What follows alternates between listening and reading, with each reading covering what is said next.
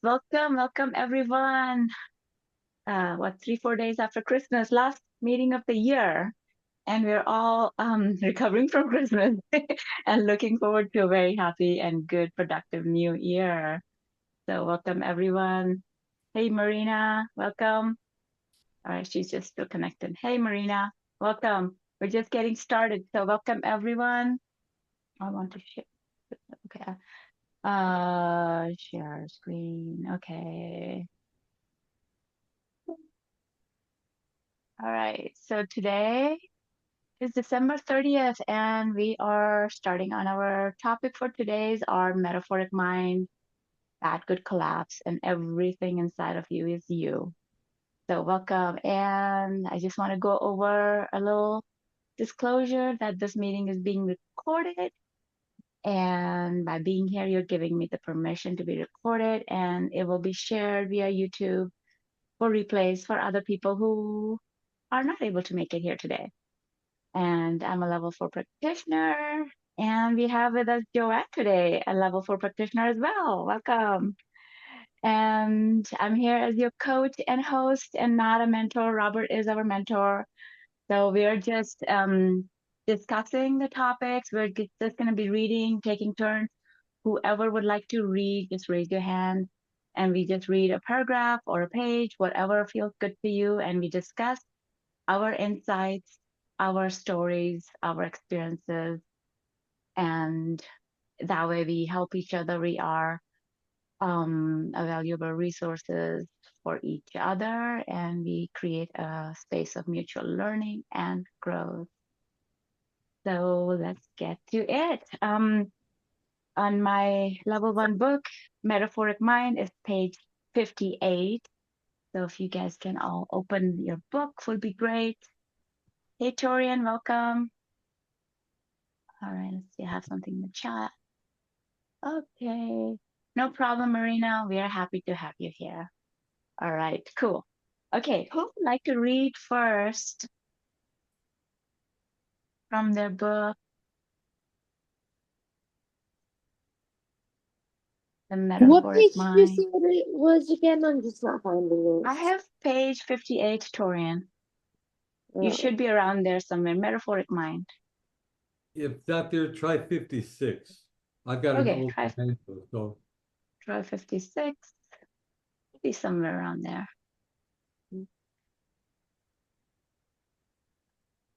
Okay, yes, thank you. All right, who would like to read? I will. Okay, go for it, Torian. The definition of a metaphor is something used to represent something else. So how are our minds a metaphor? Oh, I just realized my camera's off. Hi. The subconscious and unconscious mind limbic system organization or organizes, stores, and encodes information according to the references it already holds. It creates processes and develops coping skills, building a unique model of the world based on experience. This information is then expressed metaphorically.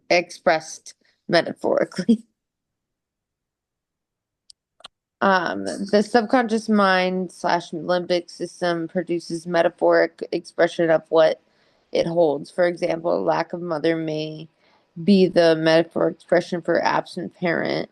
Leg pain may be the metaphor expression for the fear moving forward in life. Should I keep going or? Or if you would like, yes. Okay. Part of the ethics process is finding the links between these expressions, and metaphoric expressions in order to change the references that they are producing them. This automatically changes the results. Because of this delete, distort, generalize process, the inner data is not a literal representation of the world outside ourselves. Memories are metaphors for experiences. They are internal representations originating from a distorted point of view, which is then used to perceive the world. In other words, memories are representations of our experiences, not the experiences themselves. So regardless of where you look, the past, the future, other people, objects, etc., it is all based on what is already held within the subconscious and unconscious mind slash limbic system. This is why Utapics goes inside the mind to re-imprint the memories and is shifting out the whole world. Right. Um, Sure. And do you have any insights on that? um, Not really. I kind of when I read through this the first time, this one kind of made a little bit sense, but um, it's just more like your brain makes up these like because the metaphor is linking two things together. Your brain's linking the references, the memories, and then therefore how you're thinking about everything. Fine. Anyone else would like to share anything? Any examples, any insight, life experience of how a metaphor works for you? Well, I thought this was kind of curious. Talked to a writer. He's well, how old would he be? Yeah, early 70s. Okay, and he had to go in for a heart operation. So this is heavy duty stuff. So they give him painkillers, of course. And he wakes up, and it was kind of like this. You have different minds, right? You have the conscious mind and unconscious mind. His unconscious mind bled over when he was awake to his conscious mind. So he'd be having all these strange dreams, he thought. And he'd wake up, and any flat surface, like a tabletop, a window, a door, he would see these images of like time table, um, multiplication table things when he was a little kid, and all these other things that went that I never heard before, where the metaphoric mind changed, like bled over into the conscious mind, and it would, well, it would drive you crazy in a way. Kept doing this, so we told him to stop that. They gave him something else that stopped it. But I thought that was very interesting. And it proved that here's a guy who's like in his mid 70s, and his mind is still pumping out multiplication tables from when he was 7 years old, you know? Yeah, on the wall in different places for some particular reason, which only it knows, and his conscious mind does not know. Um, and I did see something, sent a recording recently to someone, another individual. I'll find out his name, but his opinion was exactly mirrored, no pun intended, uh, mirrored what this says, in the sense that there are two, and the 95% of everything that you actually do, think, feel, uh, remember, all of that, it's in the unconscious mind, which is the driver behind it. So being awake and aware of what you're doing is very important. Just doing that again. And with Faster EFT, now you have a choice. You know, do you want to keep doing that, or do you want to change it? So that's what I think is the most powerful thing about this is, and most people that are walking around, I used to call them asleep because they weren't even aware of this. They're just going about doing what they're doing like on pilot, like robotically.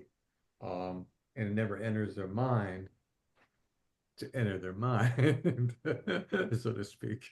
So that's my 2 cents. But that call, I called him up just to see how I was doing. And he told me that one. Really? Tell me more. Was it color or black and white? No, it was in color. It was a tabletops, and anything with a flat surface became a screen. I went, really? Okay, that's different. Don't want to try it, but but could have been worse. It was just those tables and so forth. I don't know what it means, but that's something. So that's my 2 cents. That's so interesting. Maybe I thought it was because it just happened to him. Right. Hey, Yeah. So the Shristi, I have a hey. I have a question for you. Hmm. For the metaphoric mind, like I was learning about, like in the course was learning about fractionation and defractionation. So is the metaphor the way that the mind puts all of the fractions together? Like we learn little bit by little bit, and then the metaphor is the way that it makes it all of those pieces fit into one thing? Like it's like a representation or a symbol for all of those smaller parts that like like that's why when we change the metaphor it often changes all the smaller parts individually. Like I was kind of True. curious about that, if that would be a way to think of it. You could think it that way. That all the big picture is the like a big metaphor of the smaller pieces. Like for Or it example, could like just be one of the examples that Robert uses, like when we're trying to drive a car, pulling out your keys is a fraction. It's a small part of the, like, driving the car could be like broken down into 100 little subcategories, and right. we now call it and experience it as driving a car. But in reality, we learned through built fraction on fraction on fraction in order to create this thing that's called the metaphor is called like driving a car. But really in Yeah. reality it's like many smaller activities that are like architectural that build into this thing called driving a car. So I was wondering if all of our experiences might be like that, where the metaphor that we're using is sort of like the single representation to talk. Like when you say, oh, I have fear, well, there was a lot of things like in the limbic system happening, a lot of memories, feelings that are all brought in together, and that metaphor is what makes sense of all those little fractionated pieces. Yeah. That makes sense because everything is a metaphor of our past experiences. Yeah. So all the little pieces. And I'm just wondering because I know, like, with the metaphor, again, like metaphors are so powerful. Like I was reading a metaphor the other day that was like, I can't remember where it came from, but it was saying something along the lines of they tried to bury us, but they didn't realize we were seeds. And it's like as soon as that metaphor changes all of those things, like that metaphor changes all the little pieces, all those like horrible experiences of what they were trying to do to you, it changes it into growth. It totally becomes a new symbol of what all of those smaller pieces represent. So just trying to think of like a simpler way to, like, because there's a lot of stuff to think about it, and that metaphor just seems to be like to me anyway, it seems to be like a symbol of all of those smaller pieces. And when you change the metaphor, you can often, it gives new meaning to all the smaller pieces that happened. Yes. True. Yeah, that's a very, very interesting point and a different way of looking at things and how, I have something to you can, add. yeah. Hey, Hello, Megan. guys. Sorry for the voice, but I cannot hold back. So, when I was in college, in Russia, my college teacher used to be the interpreter during the Second World War, and she also had a lot of she experienced a lot of shortages of food after the Second World War was over. So she told us, the students, that she cannot fall asleep if she doesn't have a freshly baked or bought a loaf of bread in the house. So this was her anchor to have peace and comfort. So to me, this became the metaphor for the generation, and regretfully, the hunger is happening right now also around the world. So for her, that was the shortage, the hunger represented by the military disturbance or the Grand War. So I can think of that. I always remember this example because this became a metaphor for her of her safety. It was originating from the suffering, but throughout her whole life, it represented the safety. In my personal life, when I was very young, and I lived in Riga, Latvia, um, and we had we had shortages with my husband, having two children. Um, I was walking the main park in the center of the downtown, and I was looking at a beautiful flower shop where I bought fresh spring flowers. And at that age, at 22 or 23, I decided that having prosperity or having abundant life or having good life is represented by the ability to buy a bunch of flowers anytime I wanted. And I reached that reached that ability pretty soon, by opening my own business. But it always stayed with me as the metaphor of not even abundance, in the metaphor of spring of life, of being alive and enjoying your life. So I the only trouble here is that I wonder if it is a symbol or a metaphor. But I think that in metaphor, in literary terms, two things are compared that are not alike. So bread is not the peace for many people, but it represented peace for my college professor because it was her way of anchoring to the safety. And the flowers represented I think it's a metaphor, not a symbol, because heart is the symbol of love. That's very direct connection. So I always wonder if we're mixing up those. But the metaphor of flowers would represent the feeling of happiness and joy in life and ability to do what you want at any point. So real freedom, real abundance, real joy. That's it. Right. Yeah. Thank you, Marina. Those are really good examples of metaphors. Something that's completely different is representing something else. And Jason, it was interesting how you put it, certainly, but metaphor like literally would mean something completely unrelated that represents something else. So in eutaptics, how we are looking at it, like if you have a leg pain, like pain in the leg or pain in the back, it's representing something else, like, feeling unsupported, feeling, a lack of a parent, or, pain in the neck is like being stubborn. So they're completely unrelated things, right? Why would pain in the neck would So, would be it, like, like for mhm, example, like if that's so, like I got that book here, that metaphysical anatomy. So if they're totally unrelated, why is it the same way on every, like if we look through this book, there seems to be like whenever you see leg pain, it's like it could be a lack of flexibility or something like that. So there seems to be like a very direct connection in the metaphor. Like if we find people that have this type of metaphor, it tends to directly to connect to something. It seems to be quite often the case that it's that one thing means something directly within all of us, right? Like if you go to 20 people and you have 20 people with leg pain, that metaphor would probably be the same for most of them, wouldn't it be? could be, yes, but we are coming from different kind of circumstances, right? Um, so it's like definitely like something that we are um not wanting to accept in ourselves, not wanting to see in our life.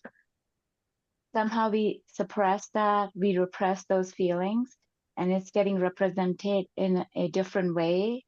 It's So coming out in a different form in our bodies. is it easier to deal with the metaphor than the actual situation? Is that what it is? Like the brain creates this metaphor so that this metaphor is something that we can deal with in place of the pain, because the pain might be something that we're not ready to look at or something. So the metaphor creates a symbol to represent the pain. Yeah, we would rather look at the, pain in the legs than sometimes than, you know, go and look at the actual hardship of our life or some hard situations, a big emotional trauma or a physical trauma. We would rather look at, oh, I have this pain in the back or, pain in the leg because it's okay. It's less painful to look at that and experience that than sometimes going and experiencing that big trauma that happened, And that big. it also seems like a lot of these metaphors are like a way of getting us what we want in a roundabout way. Like I had a problem with sweets, eating all these sweets, right? And it was like I was working with a practitioner, and they were saying, like, where are you lacking sweetness in your life? So that metaphor was trying to get me the sweetness in some weird way. Or like the knee pain that you were talking about. I've been actually starting to experience knee pain recently. And when I stop and have been going through a lot of this stuff and doing the work, realize like my life is so out of control and going so fast that the knee pain is actually helping me slow down. It's Yeah. the knee pain is actually when my I can't get up and work 50 hours a day because my legs are keeping me in bed where I need to be. So the metaphor is actually in a way kind of finding you a roundabout way of getting you what you need to do. Like even if it's not necessarily serving you, it's like a low level solution to like a bigger problem. Like if you're, there, it's I've always found that there is always seems to be some sort of an empowering meaning behind it when you get to the bottom of like why it's happening. It seems to be in a roundabout way delivering you exactly what you need. Absolutely. Tammy, you had something to add to that? Well, there that I mean that is what the subconscious mind does. It's so fascinating. I mean, it says the metaphoric mind is the subconscious mind. It also says memories are the metaphoric mind. And what's so interesting is that because the subconscious doesn't judge anything, it's like, oh, I can't move forward, or things are moving too fast. And so it deciphers, how do we stop that? How does that show up in the body? And so those physical sensations, and that's why, across the board, people will have a similar emotion with a physical body pain. And it's just because the subconscious sees our world and decides what we need to fix the problem, even though it's not the fix. Oftentimes, it just doesn't decipher it, right? Does that make sense? I don't know if Yeah, you look totally. confused or if, yeah. That makes And the sense. metaphor, it can be like what Marina was saying, where it's representing something. That's what it says, like something used to represent something else. Or it can be these phrases we use, right? Like when we work with clients and they all of a sudden say, it hit me like a ton of bricks. Well, their body believes that because their mind is saying it and the subconscious doesn't decipher, like, well, this isn't logically happening. It just believes it. And so they start to feel the same sensations in their body. That's a metaphoric expression showing up in the body. So like a metaphor, like the definition of a metaphor is linking two things together using like or as. So you're link like freedom is a loaf of bread, or freedom is like a loaf of bread. You can Right. start to see how I feel as free as flowers every day in my hands. And you can link those two concepts together using like or as, and then it sort of becomes whatever whatever the metaphor you've created using like or as Yep. becomes what it is. It becomes the bread becomes freedom, or the flowers It becomes become true it becomes true when you to link them that together person. that way in Right. that person in that moment. Yeah. And And level uh, 4, it's all about linking and unlinking. Isn't that level 4? And that's finding those belief systems that say, well, if I'm poor, then I'm broke. But you're not. You just don't have more enough money for something you want. Yeah, poor and broke are two very different But what situations. do people say? I'm broke. I'm Yeah, broke. poor is sort of a state of being, and broke is a temporary situation that you could get out of any moment, right? Well, broke isn't even related, but in their mind, it's truth. Broke would be my body's not working. I can't, my bone is broken. My something's broke. It's literal, but it's not literal. It's just poor. It's just no money. So finding those links is so fascinating because if someone says, for instance, I'm broke, then we can say, where did you learn that? Yeah, Where like did you anytime learn that? It's not true. So where did you learn it? anytime you have like a really emotional situation, it sears it into your whatever's happening around that, like the law of recency. Like if something I've heard like an example where like a baby's crawling across the couch and a baby falls off the couch and hits its head, and it doesn't have the awareness. So it links up pain and couches because that was what was happening just before the pain. So the pain was intense to the baby. The couch was there, and it just automatically fuses those two things together. And now all of a sudden you're like 30 years old and you're like, why am I afraid of this couch? Like I feel weird every time I walk in the living room. And it's Or they because might that use the metaphor. They might use the metaphor. It feels like I fell off a couch. yeah. And you're like, what? Where did you get that? Like, when you're working with someone and then all of a sudden they say something and it catches your ear because it doesn't fit in, like they might say, well, how does it feel when your husband's yelling at you? It feels like I fell off a couch. What? Yeah. But they have an experience. Yeah, definitely.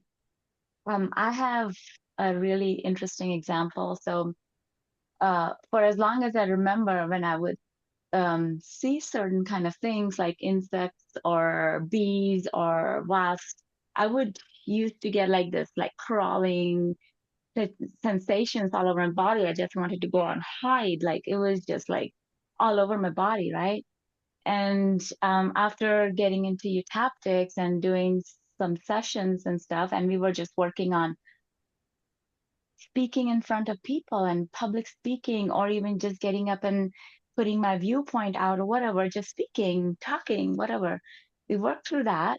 And after that, this other situation, 95% gone. Like, and I could, I used to just like see things and I would just like freak out, right?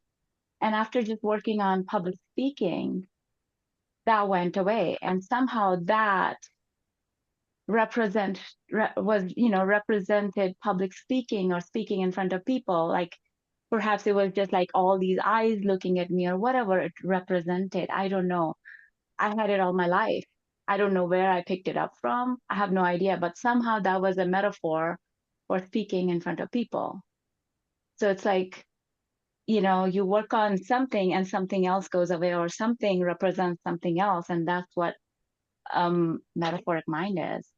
And the language of the unconscious is metaphors and stories. So it, instead of like saving as literal recording, it saves it as something else and shows it to us in our life, and it's our job to decipher and clean that out. And then you clean one thing, the other thing goes away. It's really fascinating.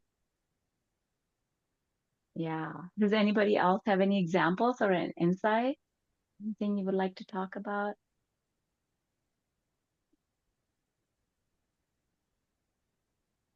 So, who would like to read some more? We have a couple more sentences. All right. Jason, please. Yes, thank you. Okay. Important facts about the metaphoric mind. The metaphoric mind is the subconscious slash unconscious mind slash limbic system. So, question actually right there. Is there a difference between the subconscious and unconscious? Like, is there a reason why both of them are being listed instead of, like, is it just to say that, like, I don't know the difference between them? It's the same.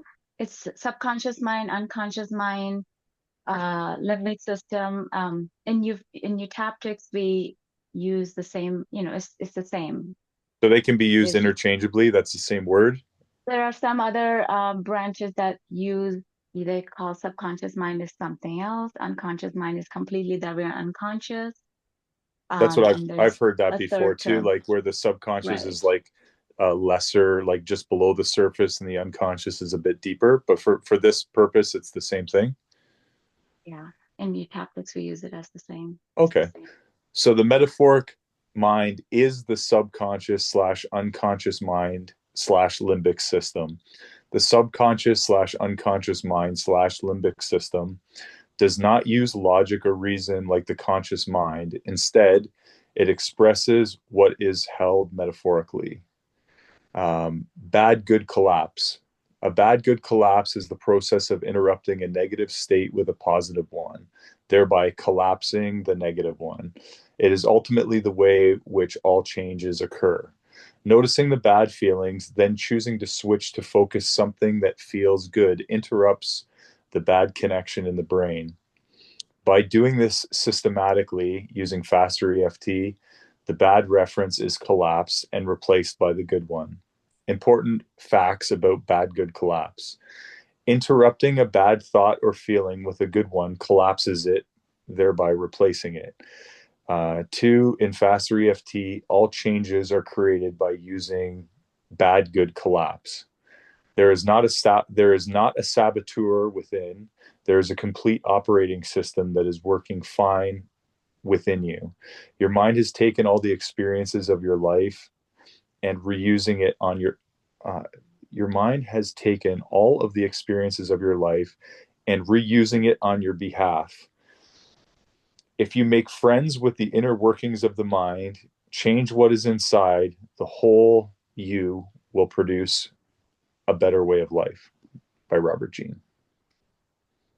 Should I keep reading? Any insights on that? Yeah, it's like I guess this would be like similar to NLP, like collapsing an anchor.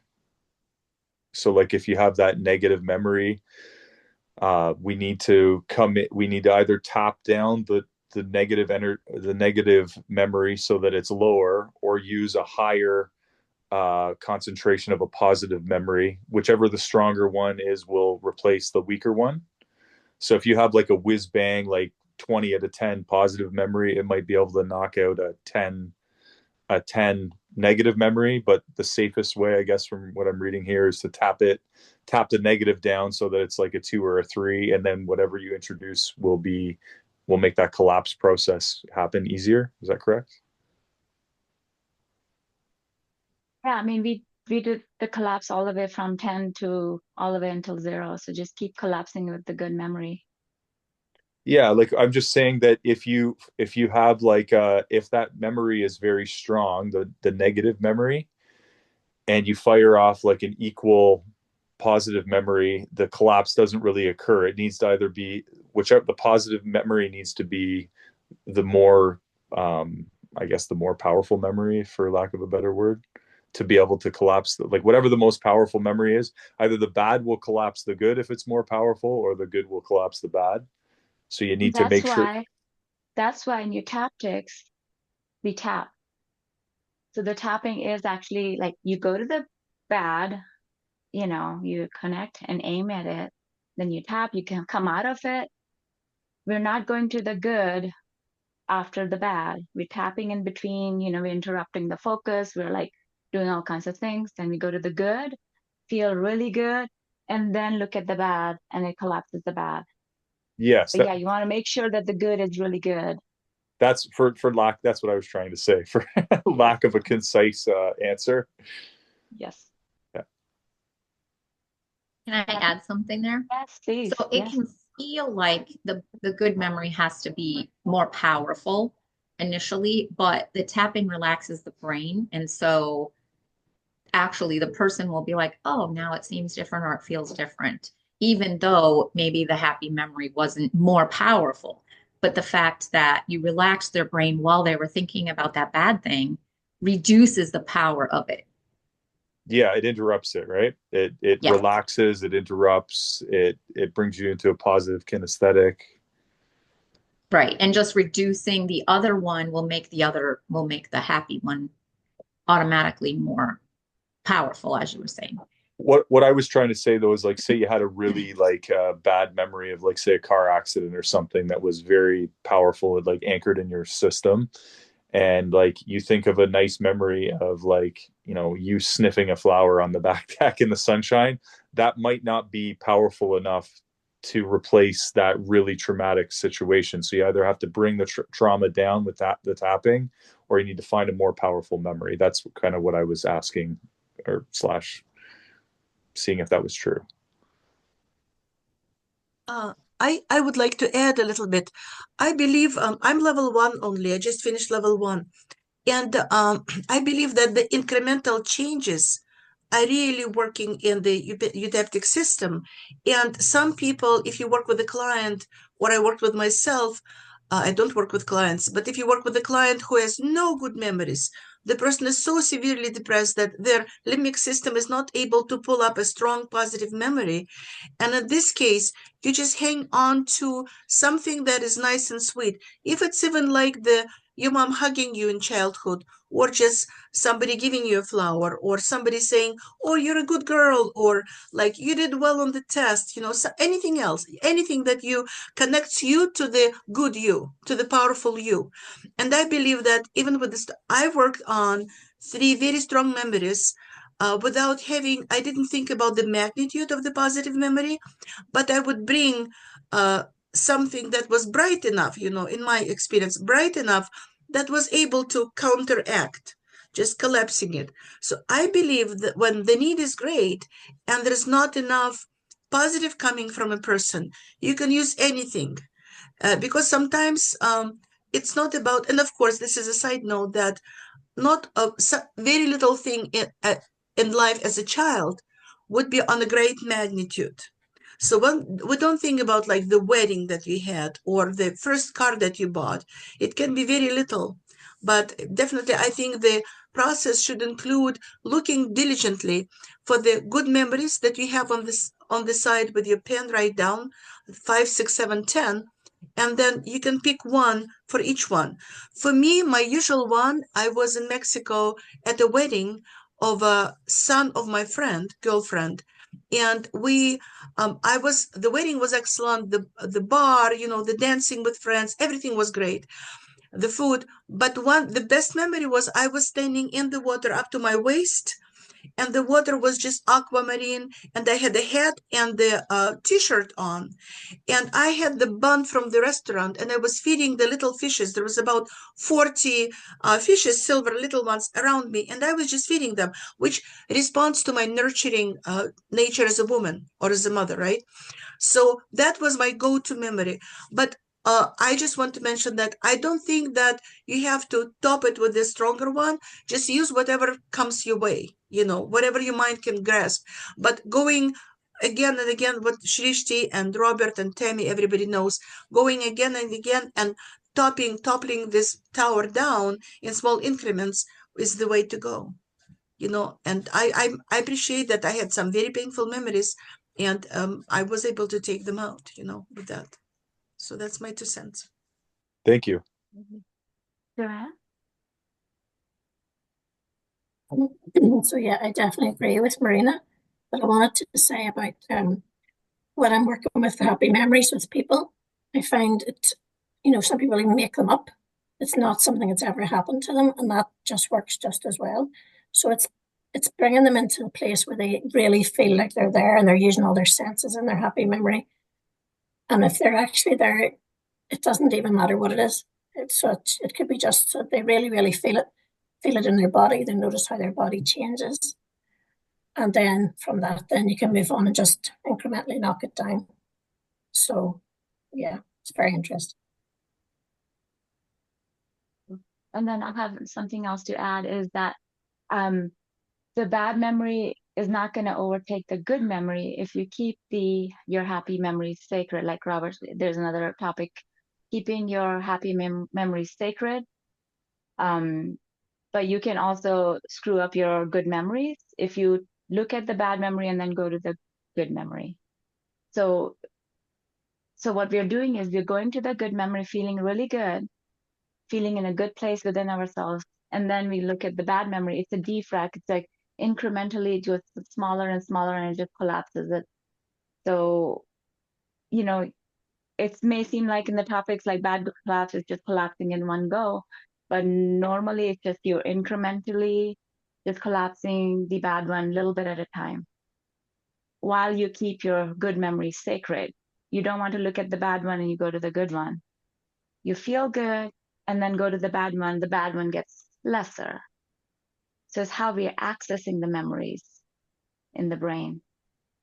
So we access the good one, we feel really good. Okay, peace. Okay, now we go to the bad one, we open that file, because every time we access the file, it changes depending on what state we are in. So we go to the good state, feel good, and then now we are coming out of the good state, but looking at the bad state.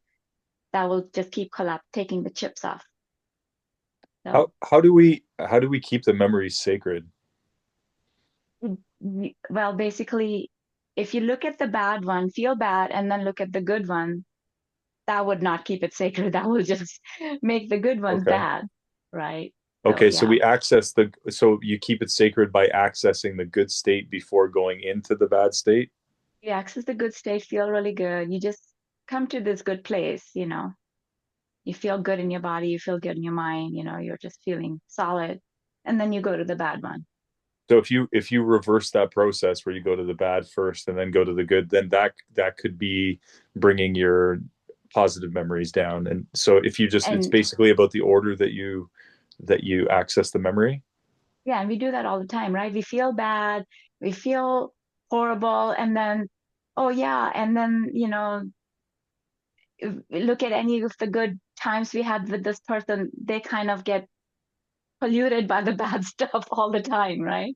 We do Mm-hmm. that all the time. Or we feel bad and then we look at more bad memories and those memories get worse and worse and worse. So we do that all the time, right? So it's about like just having that inner knowing and control and just So making sure that we're not. if you're in a bad mood like that, you should interrupt your own state before you start thinking about positive memories or getting it. Like you should really make an effort to interrupt whatever those negative feelings are before you see your wife or husband or whoever significant other, because you're going to Oh, start absolutely. linking those negative states to them or to whatever Absolutely. else is going on. Okay. Absolutely. Hey, Sherry. Sorry. Okay. Well, now I'm confused. So I thought that something bad happens, we're triggered. We take that bad and we throw it over the building and we'll get it back later. And then we tap, let it go, let it go, let it go. Have a great memory. I feel good. I'm smiling. And then I pull that bad memory back and look at it. So I'm supposed to have the good memory before I start the bad memory. I don't You know, did go right? to the you did go to the good state, right? Yeah, I mean, You tapped and tap, tap, tap, tap, let it go. Peace. Happy memory. Whoa, yes, I'm so happy. I'm so happy. And then back it, back it. Oh, now it's at a 9. It was at a 12 or whatever. yeah, exactly. Oh, okay. Well, then I just was confused. Sorry. I'll be quiet because I Yeah. was like, child. No, no, No, no, that's I think that makes sense. It's just to start that whole process, you have to start with a good memory. It's not like you have to go back into it every time. Like if you're What? really I don't understand what you just said. no, I'm sorry. I know I speak another language, but could you say that again?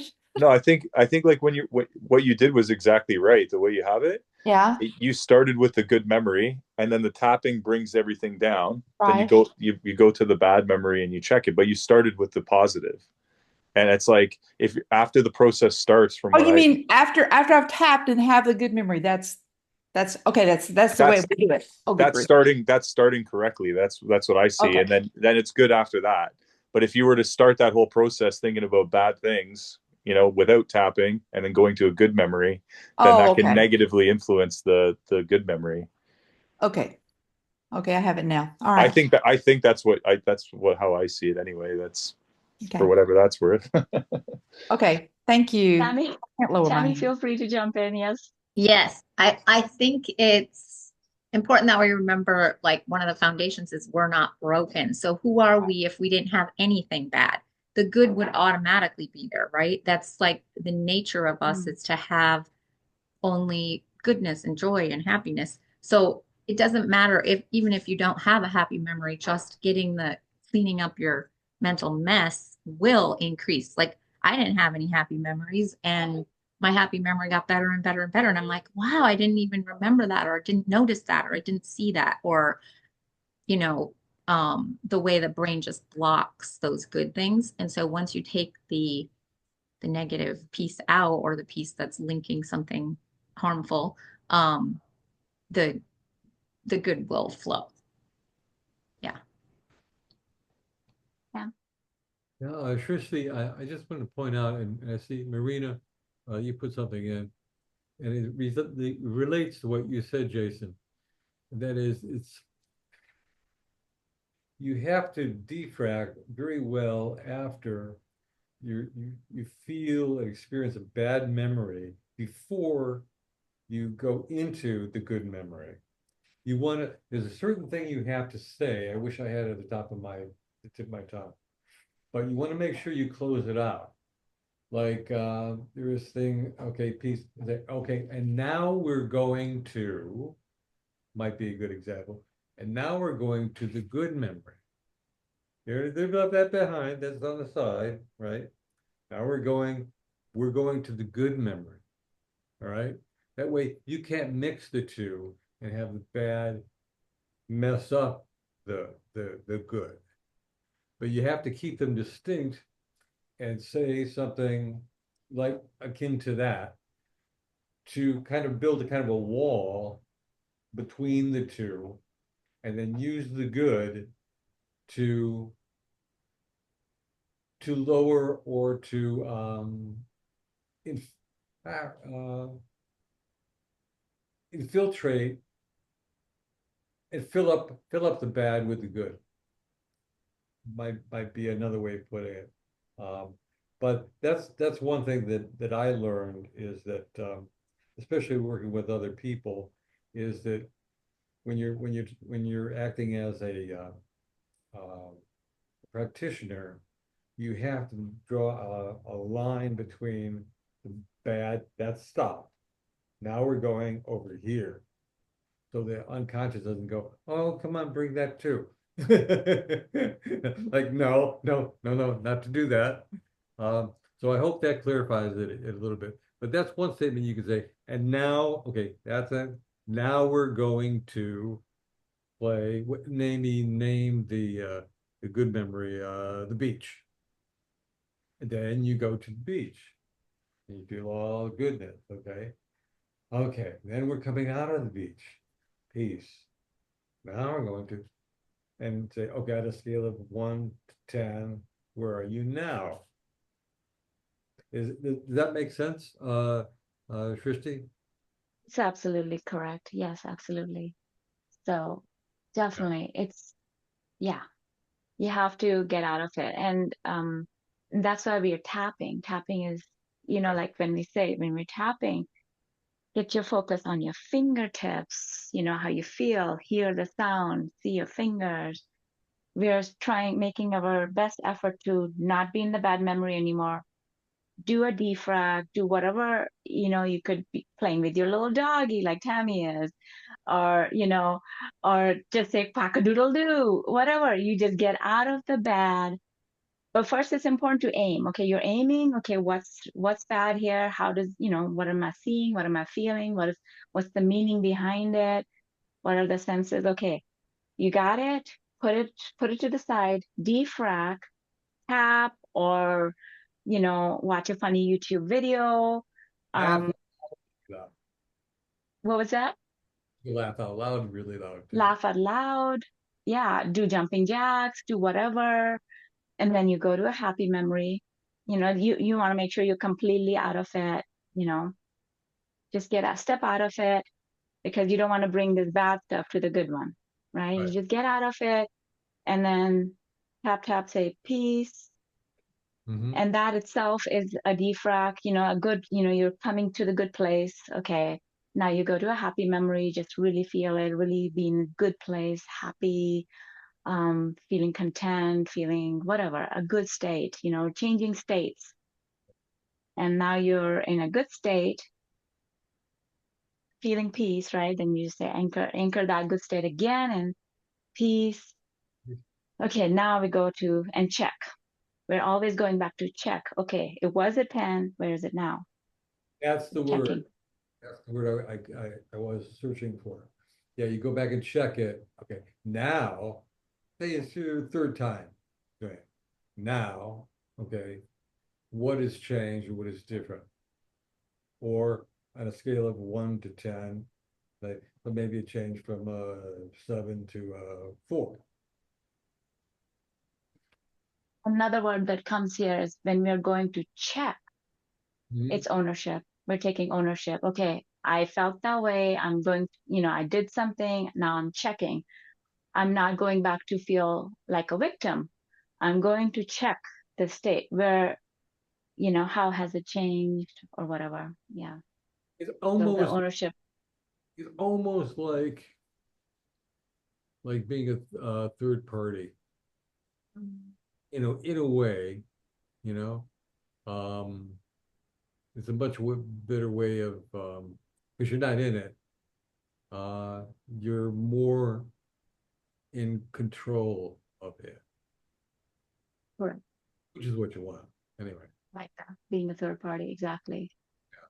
very good. To Yeah. me, it kind of sounds like the language patterns or the defracking or everything in between the memories is kind of like the way a period in a sentence acts. It's like when something is finished, you defrac and it puts a period so that it separates the word from the next sentence.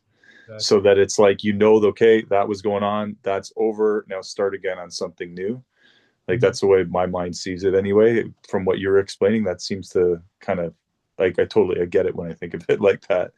That's exactly what it is. That's a great way, very succinct way of saying it. It is like exactly like a period. Now, next. So, cool. Great. Great. Well, thanks. I just wanted to pop in for a sec.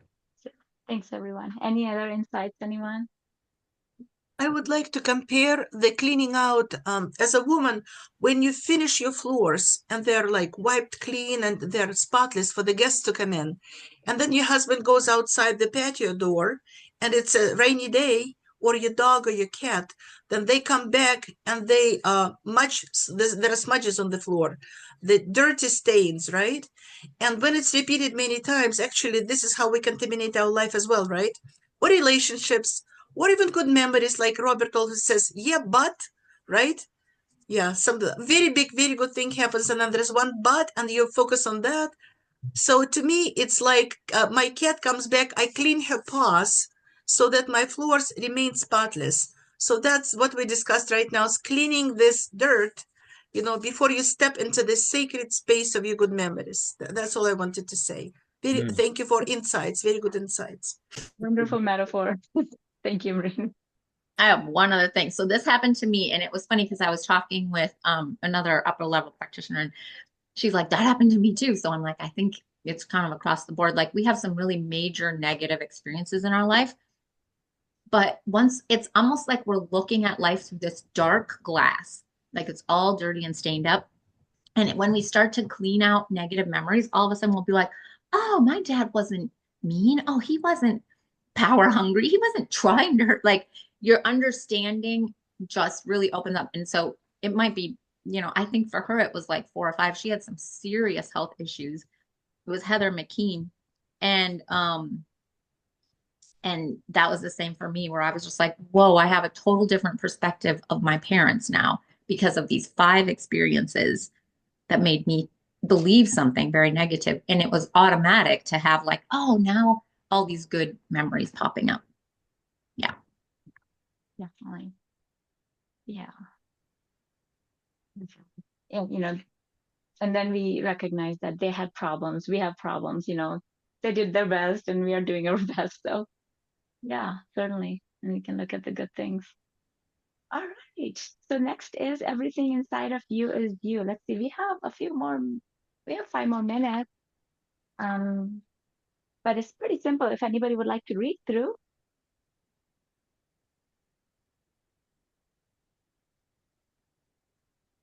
Hey, Sherry. Okay. Taking the metaphoric mind and perception is projection to a deeper level, Utaptics teaches that everything inside of you is you. This includes peoples, places, things, pets, anything you have emotions, thoughts, judgments, or beliefs about. This applies to dreams as well. They are all representative of aspects of yourself. If you think it is about them, it is really somehow representing something in you. You cannot perceive something in another that you don't relate to within you. It is not possible. If you've never experienced it or been exposed to it, you are incapable of recognizing it. We supply 100% of the meaning of our perceptions based on past experience. When you think about a memory, you play every role in that memory. You are the movie director, producer, and actors, etc. Humans are very good at recognizing emotions on faces. Universally, sad, mad, happy, scared, etc., look the same in all cultures. The ability to recognize emotion is not what everything inside of you is referring to, but rather the meaning you give to what you notice. So, okay. Oh, example, sorry. Sherry. Okay, Sure. Susie, your friend has an angry look on his or her face, and instead of simply noticing that she looks angry, you start making up reasons in your head for the anger. You don't know what is going on through their mind or everything that has happened with them, so how can you possibly know what the anger is about, assuming you haven't asked? This is projection based on perceptions. We all do this.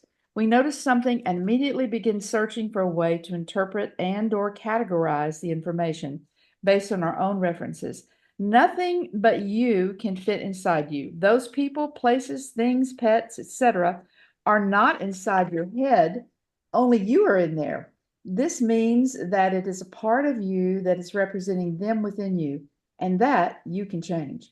Since only you can fit inside your head, it's really part of you playing the role of the other people. Important facts. No one else can fit inside your head. You're good. So everything and everyone in your memories is now you. What you're experiencing in your mind as other people is really a part of you that represents them, not the people themselves. Your results in using new tactics depend on you choosing to make peace with that part of you that represents them. When you think about a memory, you play every role in that memory. You are the movie director, producer, actor, etc. Any insights on that, Sherry? Would you like to share Well, anything? I was trying to explain this to a very skeptical grandson, and I had to stop because I was thinking, oh crap, I don't know this that well, so I need to be quiet. So I just went, okay, okay. And in my mind, I'm going, okay, okay, carry on. Because when you try to explain this to someone that thinks they're like an expert in therapy and is kind of poo-pooing what you're doing, then it's hard to speak intelligently, be very scholarly with, great 5-syllable words to explain this to them. And then I thought, well, just forget it. I'm just not ready yet to explain this in a coherent fashion. But that's kind of a hard concept to grasp when someone has a memory, because my daughter was talking about her memories, and she said, well, I have a very good memory. And I said, no, but you're just remembering you. And I thought, why did I say that? She's going to look at me stupid, but I didn't care. So it's just one of those things. It's kind of like you have a little bit of knowledge and you think you're an expert, and I should just keep my mouth shut and just be quiet and smile. So, but this does make a lot of sense, but it was hard to kind of grasp onto that when I first started looking at that. I thought, well, wow, really? But now I get it. But I still can't explain it very well. And the minute that I can explain it will mean I have learned it. Well, okay, that was all I have to say. Thank Okay, you. Yes. I Yeah. think that's all part of the learning process as well. Like, we go and we'll like attempt it and then realize, oh, we're not quite there yet, and then it makes you go back to the beginning to learn it a little deeper, and then the next time you try, you're a little farther ahead. And it's like I've had those exact same experiences where I try to, like, I get it in my head, but then my mouth just won't keep up to what's in my mind. And it's just part of it makes me just go back again, read it again, watch the video again, and then you pay a little bit more attention to where it's at, and it comes out better the next time. True. I like that projection is perception. So whatever we perceive, we're like projecting on others, and the perception is based on our past. So also like it's like if we remember our mom treating us a certain way, it's just us anymore. We are treating ourselves the same way, then we are treating our kids the same way. So it's like everything inside of us is just us. So whenever we think about, if we think, oh yeah, mom treated us that way, but it's actually she's not treating us that way right now. It's us just remembering that and treating ourselves the same way over and over again, feeling bad about it, feeling angry, whatever. It's us doing it to us. It's a very So empowering realization to have. Like when you move from that lower model of the world to the upper model, and you realize that it's just you doing it to you, it's so empowering when you really do finally see that and you're like, oh my God, like it it really is just me doing it to me, and I'm in control of all of it. It's just a reflecting back to myself what I'm holding within myself. It's so empowering when you get that. Like when I had that aha moment, it was like, it's a very, very good moment to have. It's especially helpful in sessions. It's one of the easiest things, at least for me, it's the easiest thing to forget this. And then all of a sudden it's like, you idiot, you know, you know, everything is actually you anyway. You could change it to anything you want. Then the session changes completely, and changes come very, very quickly because it's like, well, yeah, who's in charge here? Right? It's not them. There is no them. It's only you. So if you can remember to remember this, it makes you a very, very powerful or peaceful person. True. Yeah, a lot of times we want to hold on to the hurts and pains because, it's justified or there's resentment, and that's why we're just tapping and cleaning up our reasons because it's just us doing this to us anymore. Nobody else is doing it to us anymore. So if everyone inside of us, by Sherry, yeah, if everyone inside of us is us, then, as we clean it up, we can give ourselves empowering meanings, be a better person inside of us, and do better things to us inside of us. Okay. Have you found, Tristy, that in doing sessions that one of the key factors is that people tend to hold on to it because people in their family are like that. Their mother, their father, their grandmother, their great grandmother, everybody is like that. And if they stray from this, oh, then where are they? So they'll hold on Yeah. to those things that they hate about themselves, basically. But that's how everybody else is, so they have in their mind be that way. Have you found this common? Yeah, definitely. Definitely. Yeah. It's like a cultural programming. Mhm. It's the whole culture is like that. So, if I'm not that, who am I? It's Right. like identity crisis. Mhm. Yeah. What do you think, Joanne?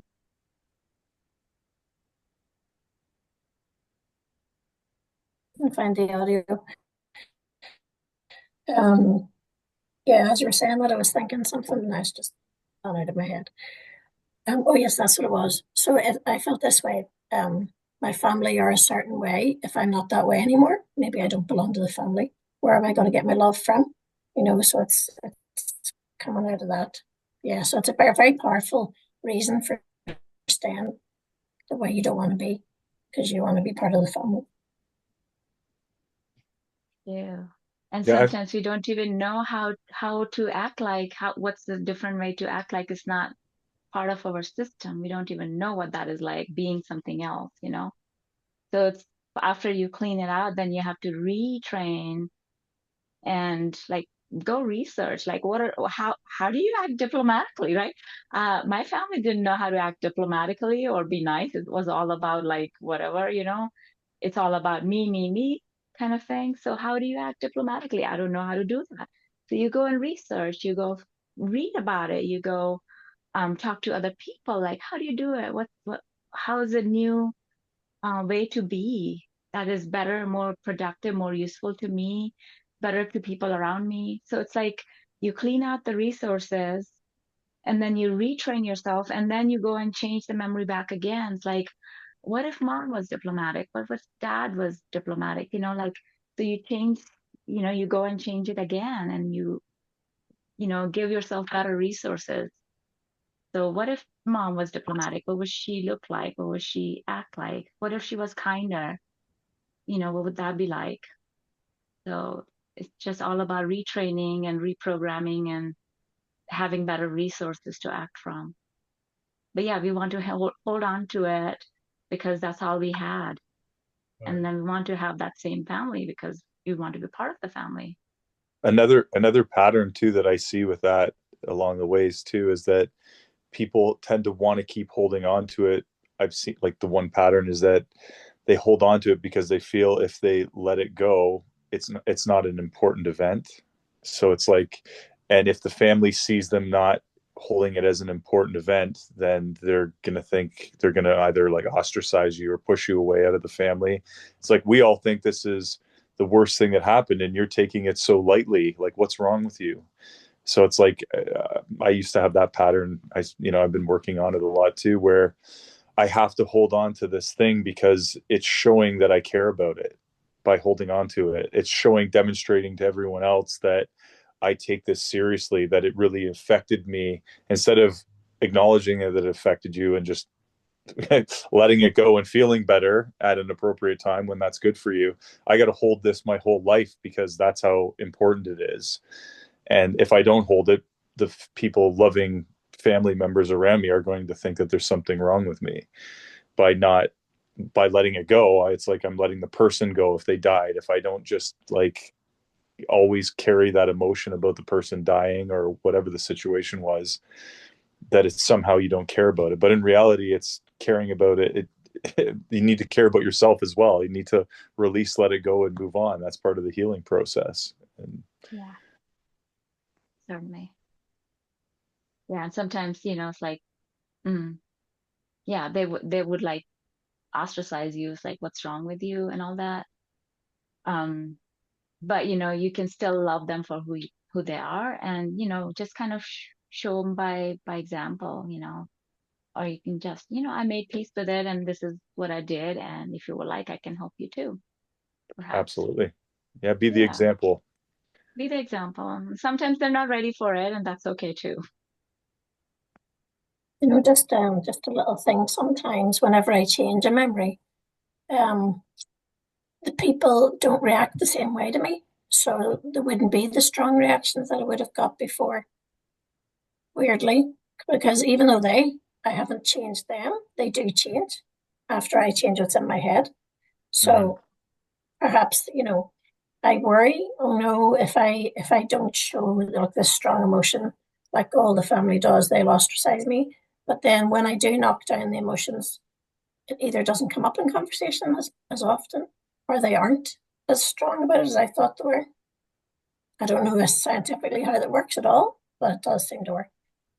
So true. Yeah, Yeah. because we're not playing in that same sandbox with them, and I know, it's really amazing. I think it's really a reaction to a new you, to a changed you that happens. I also wanted to share, many of you may know that, but you cannot see this book. Let me unblur. It's games that people play. You guys know about that Yes, book, yeah? Yeah. yes, I have So it. this is the book, Games That People Play, by Eric Byrne. It's a psychologist, and there's a lot of Freud underpinnings to the theory. But I love this book, and we read it in the book club and discuss it with my friends.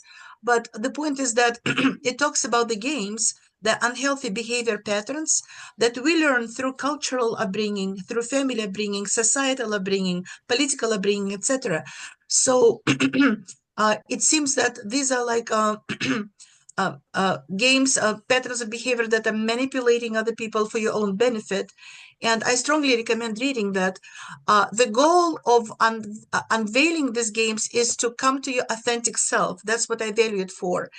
And my mission, in a way, not in a big way, but the last maybe 10 years when I heard about it first time, is to come to my authentic myself, because the way I was born and I was formed and my own personality formed was influenced by my parents, who tried to subdue me, to make me a good girl, etc., etc.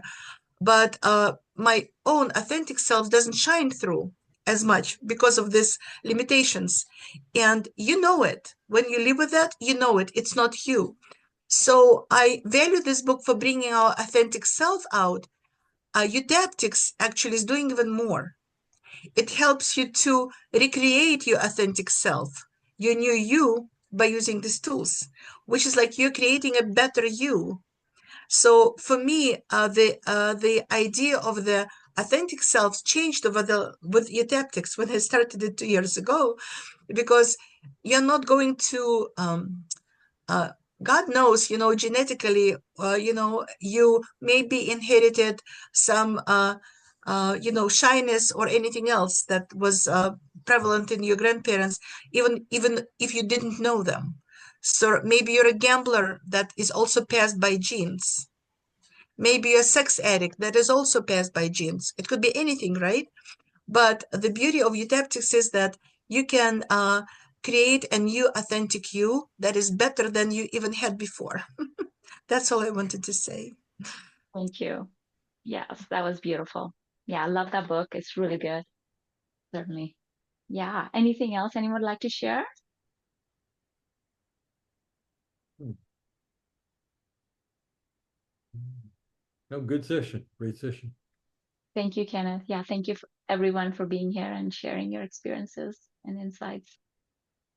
Thank you, Joanne, for being here. Thank you, everyone. Let's meet. Thank you. So next week, which is, I don't know, what's the date next week? Let me, let's, January 6th. So we will meet in the new year and let's talk about why do we have problems? Why is why a bad question? And how to screw up a good memory. And how to make a bad memory worse. That we were talking about already. So, all right. See you guys soon. Have a happy Thank you new so much. year. You Thank you too. so Happy New much. Year. Happy Bye-bye. New Year. Bye bye.